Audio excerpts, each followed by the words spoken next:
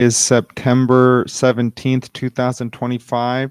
This is HOA Today. HOA Today is brought to you by Zayuk Smart Property Systems. Zayuk is a technology company that provides software and inspection services for homeowner associations. We provide you digital infrastructure to understand and distribute information within your property to the various stakeholders in your property. Our technology is built for HOAs and condos. And if you live in an HOA, if you live in a condo in one of the various states that are facing legislation in regards to these types of properties, whether it's California, Florida, Minnesota, Georgia, Utah, various states in the union that are addressing the realities of decentralized asset ownership in regards to real estate, HOAs, homeowners associations, condos associations, these various items. And Zayuk provides you an infrastructure in tandem with your reserve study inspection where you can get a reality capture of your property, which means you can get a 3D survey grade level model to understand how your property is at a certain point in time. So reserve studies inspections are becoming required in various parts of the country, and we provide an inspection service where you can take something that you use all the time, not just a document, but a living model. And we're going to be demoing that in a couple of days, but it's a great tool to continue to handle voting, payments, collections, requests for proposals, contracts, and various other items within HOA. So today we're going to talk about some ongoing happenings in Georgia. Georgia lawmakers hold first hearing on HOA oversight legislation. Georgia lawmakers took a step toward addressing homeowners associations oversight Tuesday. Senate Rules Committee held its inaugural hearing on legislation that could provide state regulation for HOAs affecting more than 2 million residents. Senate Bill 361, proposed by State Sens Senator Matt Brass and Donzella James, then that's bipartisan, during the 2024-2025 session. The bill would raise the foreclosure threshold from $2,000 to $4,000 and prevent fines from counting toward that amount. It would also require HOAs to register with the Secretary of State's Office for Oversight. This is similar to what has happened in Utah and what has happened in Florida, where the states are recognizing that the issues between homeowners and their homeowner associations can be to a point where the state needs to be involved, have more oversight, and provide rules that are more accommodating to the homeowner. And it's difficult because these systems are very easy to, there's a lot of blind spots, and it's not a simple system. You're dealing with enterprise level real estate at the consumer level at a decentralized asset ownership model. And that might be a mouthful, but what that means is the property is an enterprise. It's an unincorporated, it's a nonprofit business more often than not. And the assets it owns are enterprise level assets. Consumers do not own these types of properties.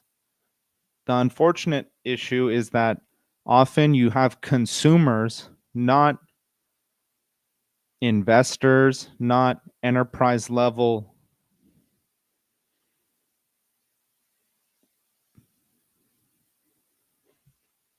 workers. I'm not sure what the word would be, but not executives that understand the maintenance of that. Additionally, there are a lot of blind spots. It's not an incredibly transparent model historically. Laws are being passed to require transparency across the nation, and Zayuk is a transparent system where homeowner associations can take authority of their assets, their money, how their money is being distributed within their property, and do that across stakeholders, which is the one aspect that if you are a property, you want to do that. You want to take authority of the information that you own. Okay, we'll continue. Add HOA dues to escrow.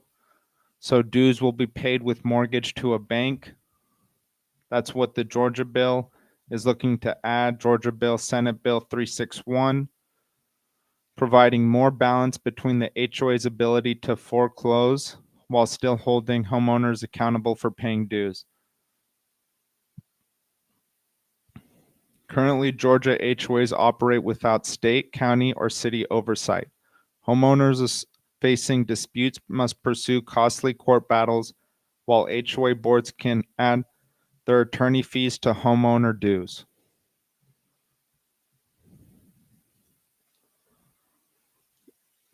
Naula Zaharis, Assistant Commissioner of Securities and Director of the Secretary of State Security and Charities Division, recommended requiring HOAs to register as official charities with her office.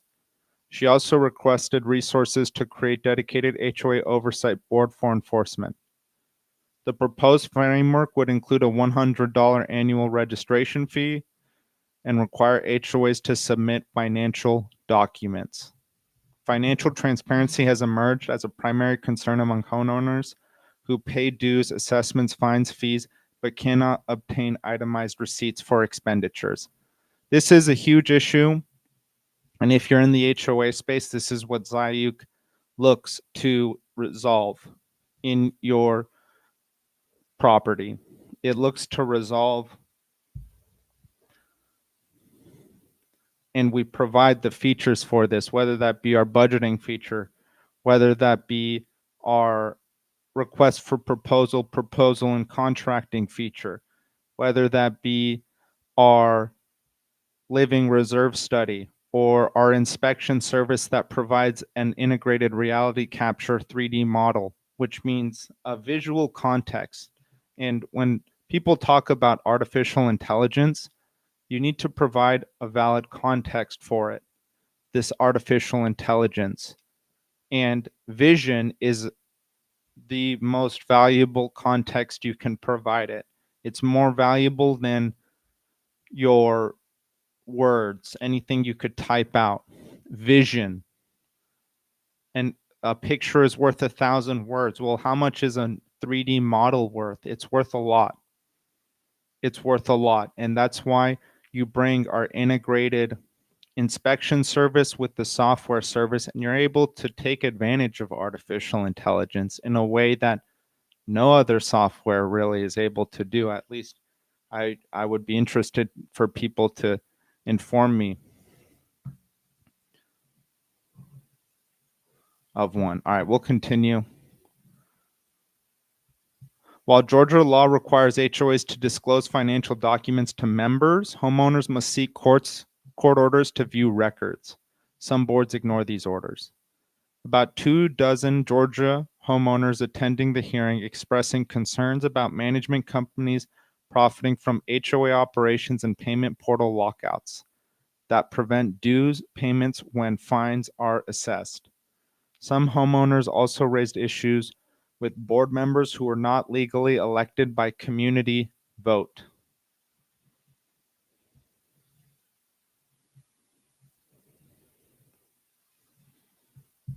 In 2024, lawmakers approved amendments to the Property Owners Association Act, but HOAs must opt into the act and no office oversees compliance.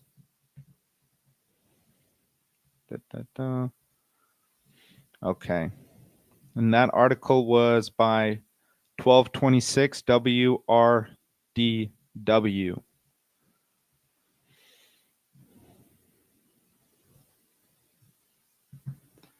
And this is by 11 Alive. Homeowners proposed HOA accountability law needs enforcement too. Bipartisan committee agrees that it's time for Georgia lawmakers to improve transparency within HOAs.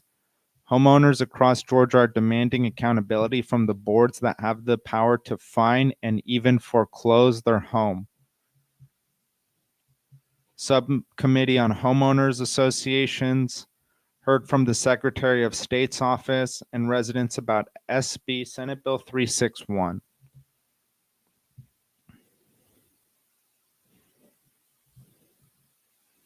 Bipartisan sponsorship passed reforms to the transparency and accountability problems. Senator Brass called the bill a roadmap and suggested changes would be made before it went up for debate in January. One change would be extending the drafted legislation to include condo associations.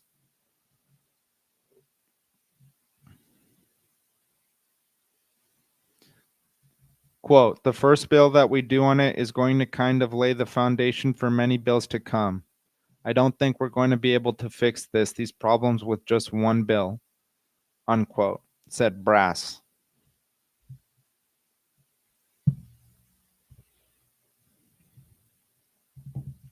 Quote, residents are expressing dissatisfaction with communication, concerns about financial management, inadequate maintenance of common areas, arbitrary fines, and the feeling that rules are applied unfairly or inconsistently.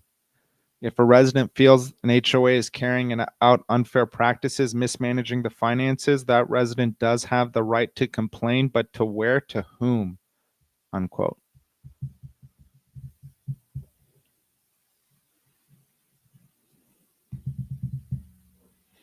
Recommended lawmakers create a new board to oversee HOA issues, much like the SOS has for cemeteries.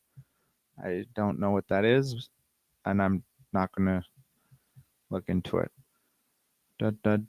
Board has power to subpoena documents, as we said, take depositions, and require HOAs to provide records if asked.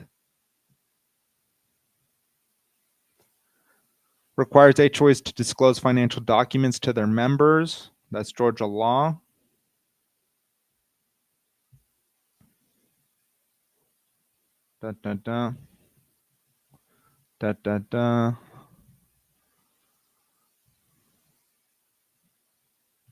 All right.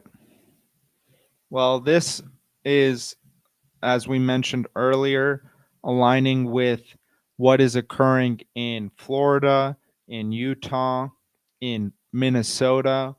California might be ahead of its time in that regard, but there are multiple states across the union, in all parts of the union. You know, that's Georgia, Florida, Minnesota, Utah, that are requiring these, bringing in offices to handle the information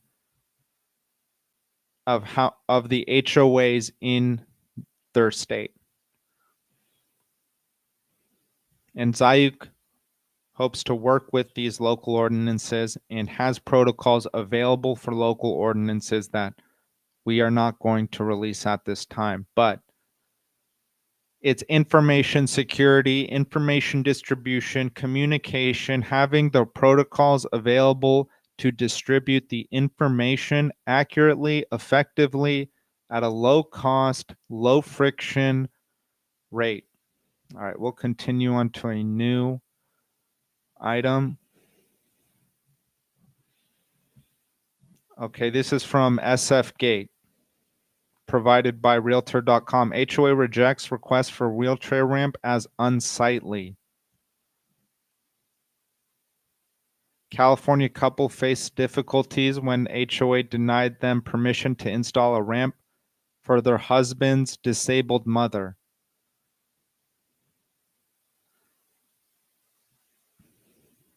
Understanding legalities and procedures surrounding reasonable modifications and accommodations under FHA Fair Housing Act.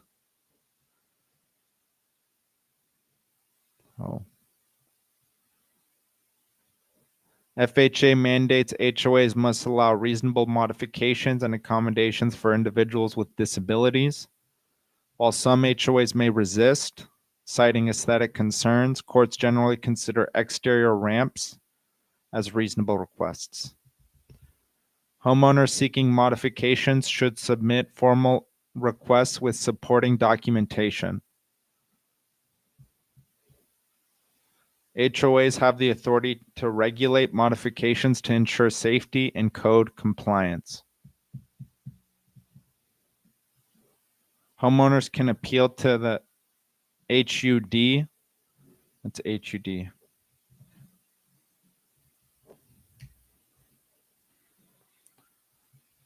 Department of Housing and Urban Development. All right, we'll continue.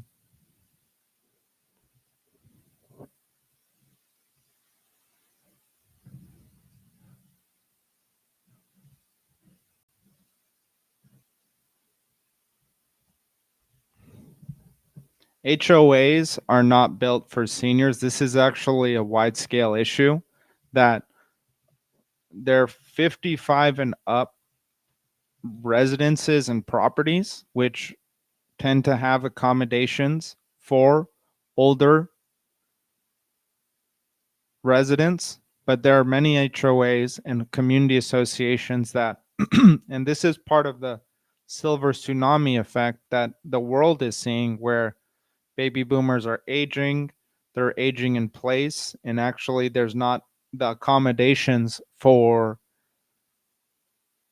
their age, and people of their age are not necessarily there. And so I've actually done an article on this, the silver tsunami in HOAs, where many HOAs where people have lived for 20, 30, 40 years do not accommodate them at the age they are and are going to be for the next few years. And it's a difficult situation. But we'll continue. This is by MPA Mag. Condo HOA fees surpass $500 monthly for millions of U.S. homeowners. 3 million U.S. households now paying over $500 a month. Tracking fees along with condo fees, giving a clear view of the real cost of owning a home. 21.6 million reported paying either a condo or HOA fee in 2024. Arizona, Florida, and Nevada saw higher proportions of homeowners paying condo or HOA fees. On the other hand, states such as Maine, North Dakota, Rhode Island, South Dakota, and Wisconsin reported the smallest shares. And I would guess that it's due to population density. I mean, I'm not sure about Rhode Island at all. But when you have enough space for a single family home at a low cost. All right, we'll continue. With elevated rates going on well into fourth year, the condo market has definitely taken a hit due to the economic challenges. You may have many condos on the market with high HOA fees. Combine this with interest rates, and the mortgage payment is well beyond many buyers' budgets. And this is a multi-pronged issue where you have inflation over the last few years that affected real estate and the cost of maintaining real estate, which increased the HOA fees. Then across several states, you had serious increases in insurance prices. And now we have an economic layoff. It's not looking good, the job market. Oh, crap. So it's a multi-pronged issue right now. And also the silver tsunami, which is that is in itself a multi-pronged issue that affects many things within many different, in the whole world. We'll continue.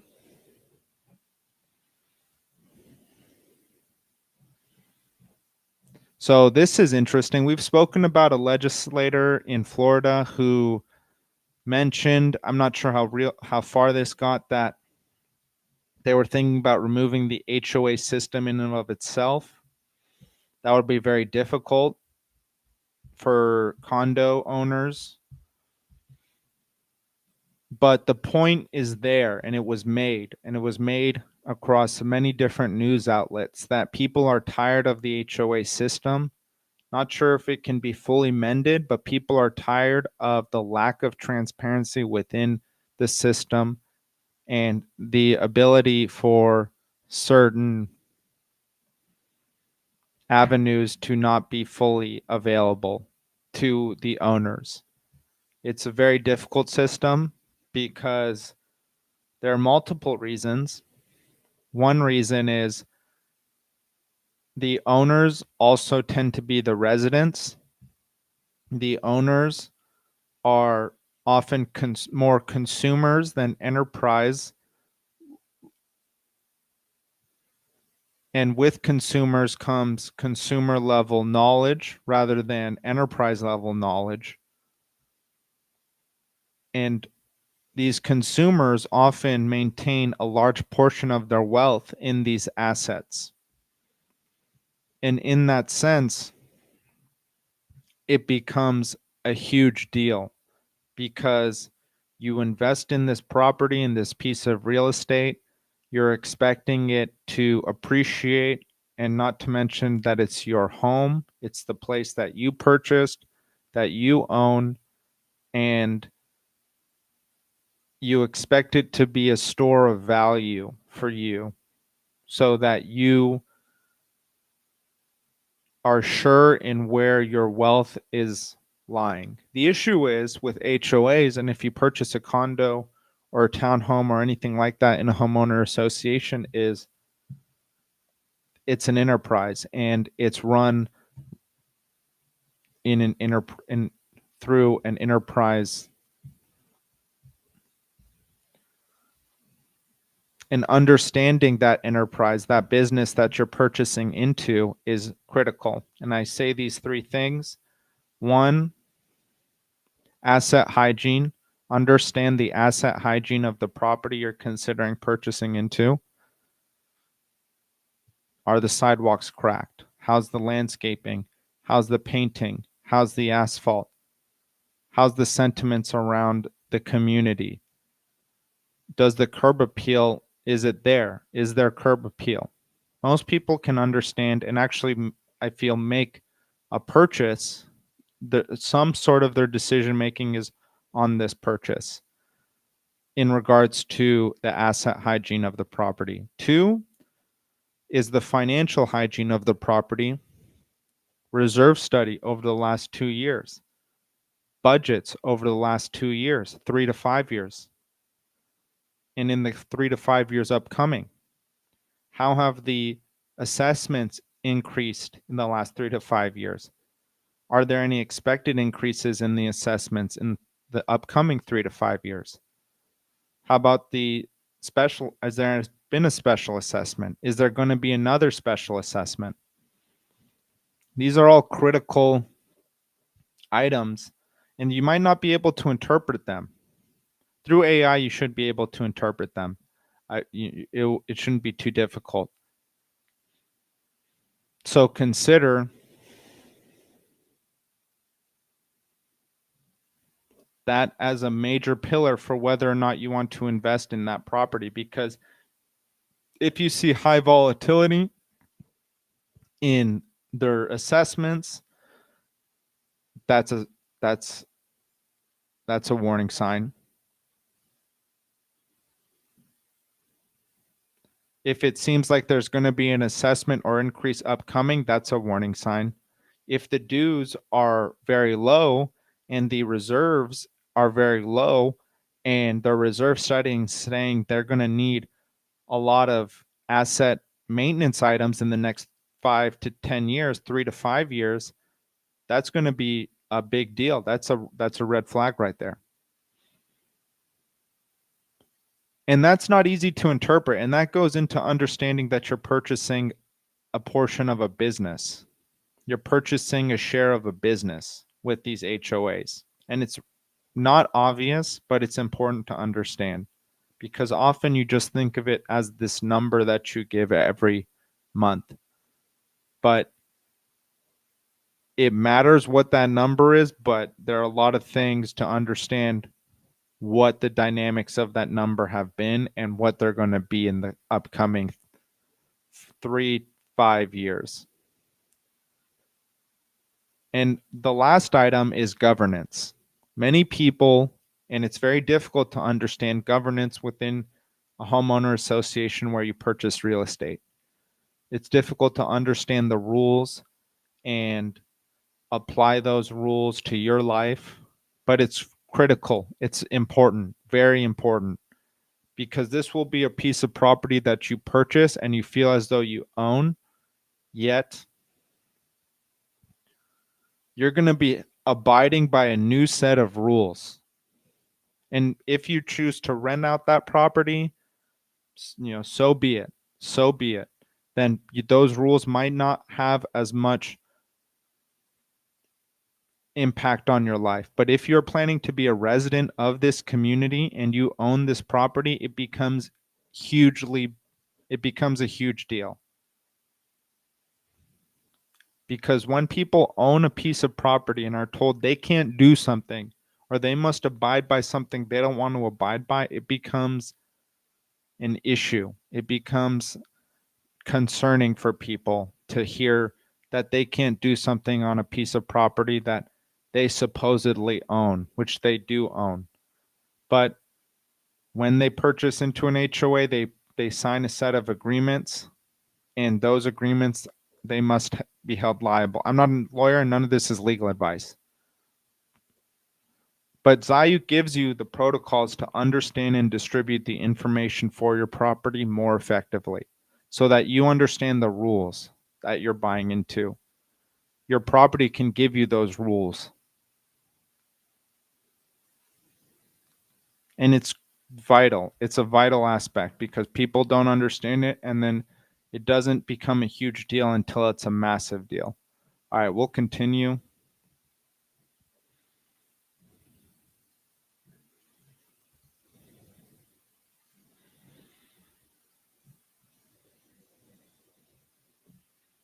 Okay, so Paul and Brandy Miller formed Facebook groups, sued their HOA, and are now trying to reach lawmakers in an attempt to reform Florida's HOA laws.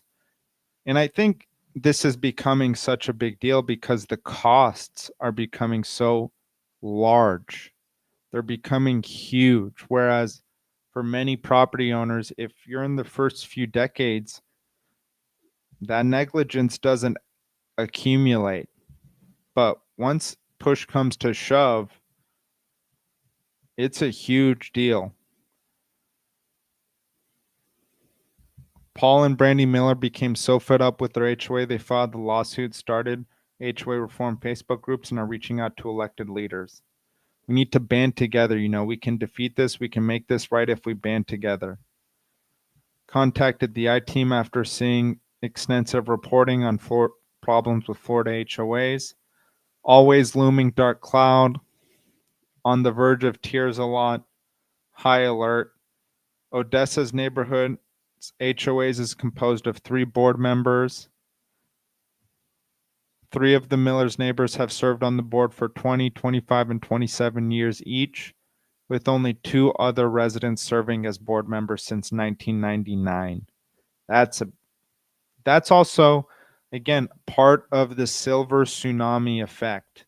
You have that. That's not necessarily a good protocol to go about with your property, to allow a single person to be there for 27 years. It's easy to not care. It's very easy.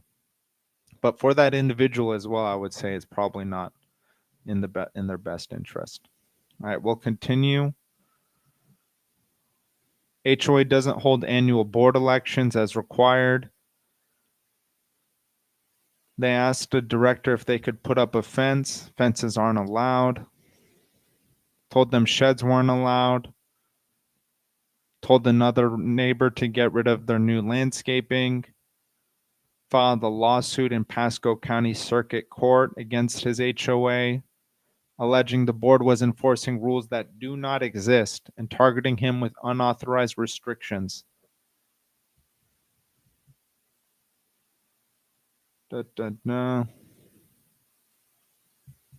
Miller spent 7 years fighting their HOA.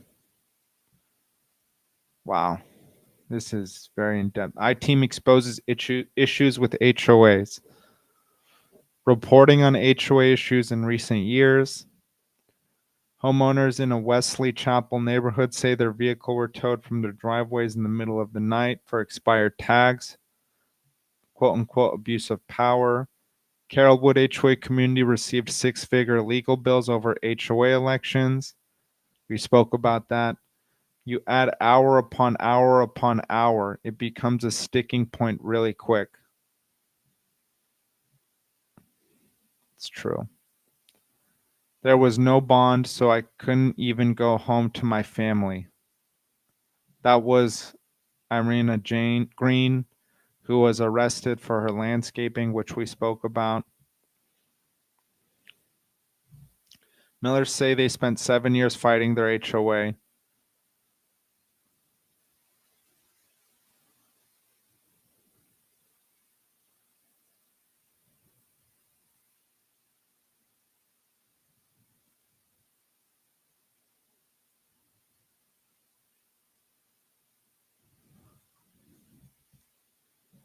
Quote unquote, at least 5 serious buyers walked away due to issues with the HOA.